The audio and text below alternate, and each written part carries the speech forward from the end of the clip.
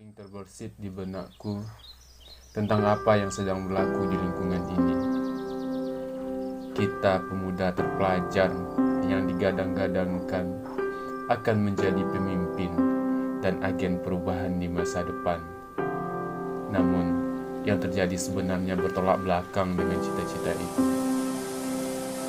Ada di antara mereka yang pintar, namun tak mau membagi ilmunya dan sibuk dengan mengejar nilai rapor saja. Ada yang biasa-biasa saja, yang hanya menargetkan naik kelas saja. Ada yang lemah dalam segala hal, namun diam saja, seolah tak peduli apa-apa. Ada yang datang hanya untuk menikmati kebebasan dari lingkungan keluarga. Siapa sebenarnya yang agen perubahan itu? Dan aku harus jadi yang mana di antara mereka? Sementara ilmuku pun hanya bisa untuk diri sendiri. Adakah yang pintar yang bisa merangkul mereka untuk lebih baik dari sebelumnya? Pikiran ini terus membayang sampai aku menemukan orang yang pemikirannya sama denganku. Sehingga ini membawa kami pada perjalanan baru yang sebelumnya hanya angan-angan saja. Cerita ini pun dimulai.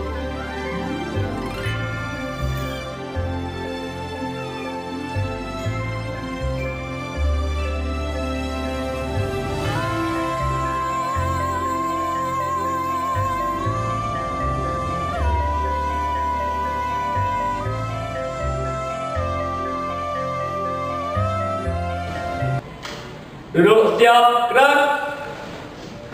Ucapkan salam.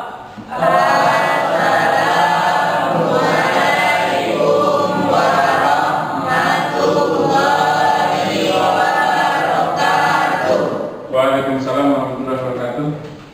Silakan Hafiz pimpin untuk berdoa. A'udzu billahi minasyaitonir rajim. Bismillahirrahmanirrahim. Raditu billahi rabbah wa bil islami dina wa bi Muhammadin nabiyyan wa rasulah. Rabbil zidna ilman warzuqna fahman. Rabbana atina fid dunya hasanah wa fil akhirati hasanatan wa qina adzabannar. Walhamdulillahi rabbil alamin. Oke, sekarang coba Rafki keluarkan Al-Qur'annya dan baca ayat terakhir yang kita baca hari kemarin. A'udzu billahi minasy syaithanir rajim. Bismillahirrahmanirrahim. Wa isfaraqna bikumul bahra fa anjaynakum wa aghraqna ala fir'auna wa antum tanzurun. Oke, bagus. Silakan lanjut. Tanya, lanjutkan. Bismillahirrahmanirrahim. Wa idh wa'adna Musa arba'ina lailatan summa taqattumul ijla min ba'dihi wa antum zalimun. Selanjutnya coba Hafiz baca Hafiz. Bismillahirrahmanirrahim. Thumma afawna ankum min ba'di dzalika la'allakum tashkurun. Wa idh atayna Musal kitaba wal furqana la'allakum tahtadun. Shadaqallahul adzim. Pada kali ini kita akan membahas tentang sel elektrokimia. Nah, pada rumusnya terdapat di dalamnya ada potensial sel atau dengan rumusan E sel. Untuk mencari SL, rumus yang kita gunakan adalah E reduksi dikurang dengan E oksidasi. Nah, nanti kamu akan Bapak ajarkan bagaimana caranya untuk mencari rumus ini. Nah, sekarang coba kamu kerjakan tugas yang akan Bapak berikan. Udah dapat jawabannya Kak? Belum, saya bilang.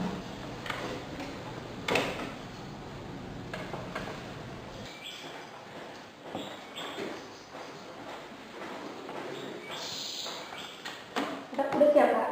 Belum lagi, kenapa kamu gak fokus terus? Nah, aku belum siap lagi. Kenapa sih, Pak? Ini dia Pak, ganggunya saya terus lah, saya belum siap lagi, dia nanya aja sama saya. Oke, kerjakan tugas masing-masing ya. Jangan nyontek sama teman. Nah, mungkin itu pelajaran kita untuk hari ini. Kita tutup pelajaran kita dengan bacakan Alhamdulillah.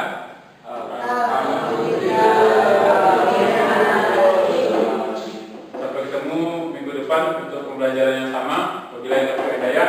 Assalamualaikum warahmatullahi wabarakatuh.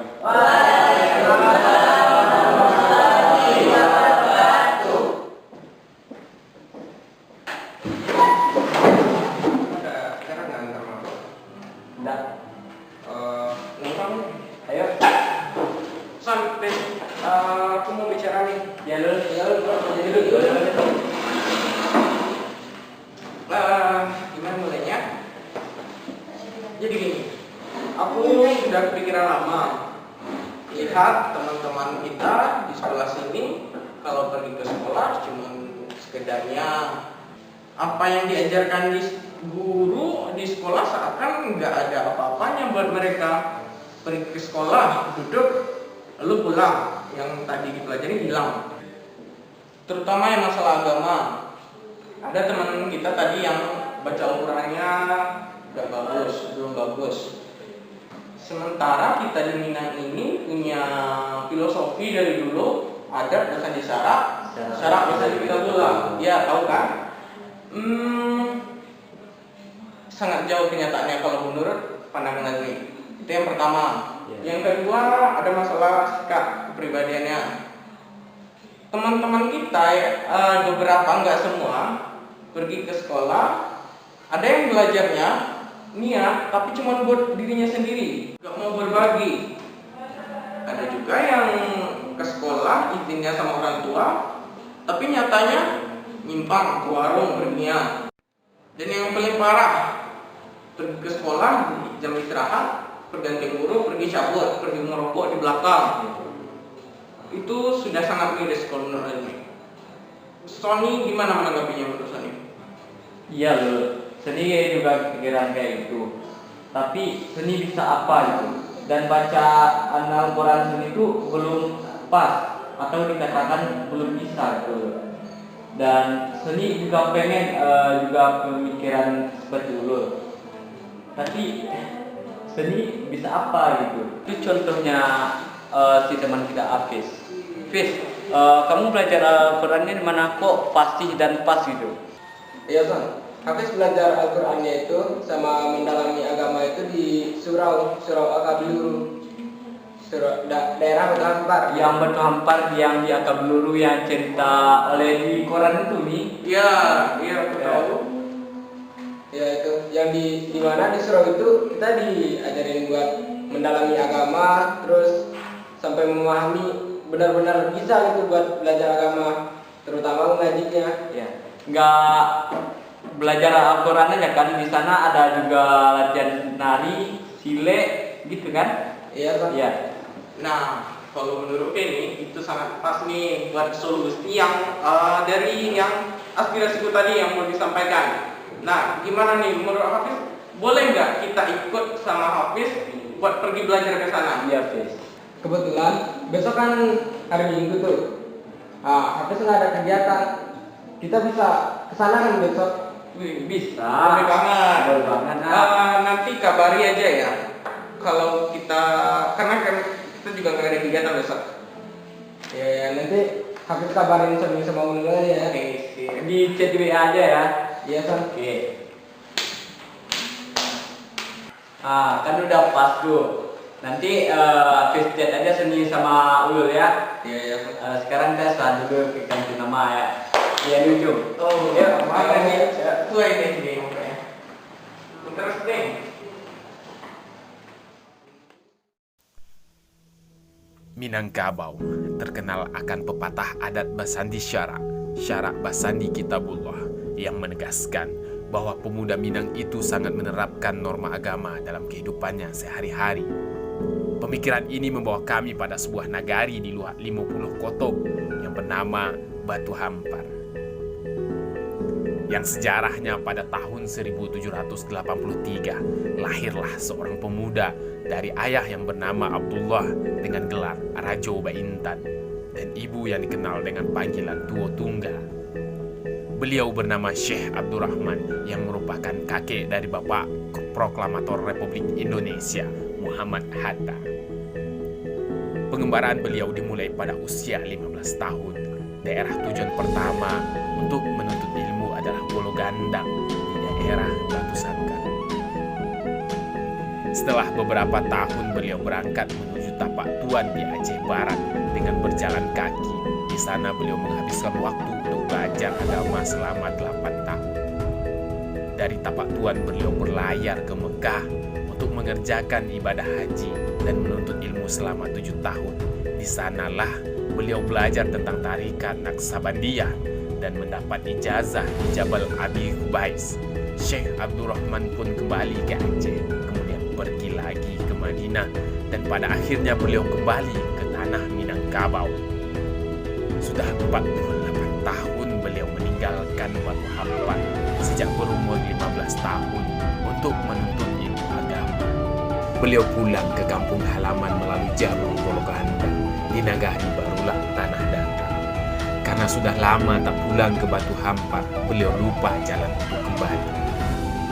Di sebuah persawahan di Golo Gandang, bertemulah dengan seorang ibu tua yang sedang menuai padi. Maka bertanyalah beliau. Tidak lama kemudian, tiba-tiba mereka berpelukan sambil berlinangan air mata dan menangis terseduh-seduh karena ternyata beliau adalah anak dan ibu kandung. Bertahan hidup dengan berladang tebu. Di sana banyak pemuda yang sering mengembala. Karena baik dan keramahnya, beliau pun sering memberi tebu pada mereka sebagai obat haus.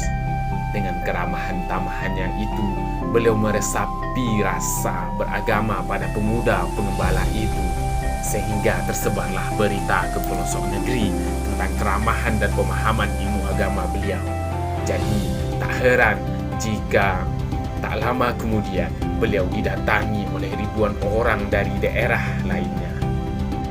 Nama Syekh Abdurrahman kian termasyhur ke seluruh negeri sehingga berdatanganlah orang ingin berguru pada beliau mulai dari Jambi, Bengkulu sampai Bangkauni. Karena banyaknya orang yang berdatangan dari luar sehingga rumah penduduk penuh sesak oleh orang dari negeri luar, maka muncullah inisiatif beliau untuk mendirikan kompleks pusat pendidikan agama Islam yang sekarang disebut dengan Pondok Pesantren Al-Manar. Pada tanggal 23 Oktober 1899, Syekh Abdurrahman wafat pada umur 122 tahun. Setelah wafat, maka kepemimpinan Surau Batu Hampar dipimpin oleh anak cucu beliau. Hafiz, Son, aku udah ngomong sama si Rafki dan Adi tadi, dia mau diajakin diskusi sama kita. Setelah sekolah nanti kita diskusi sama dia. Sip, oke? Boleh. Oke.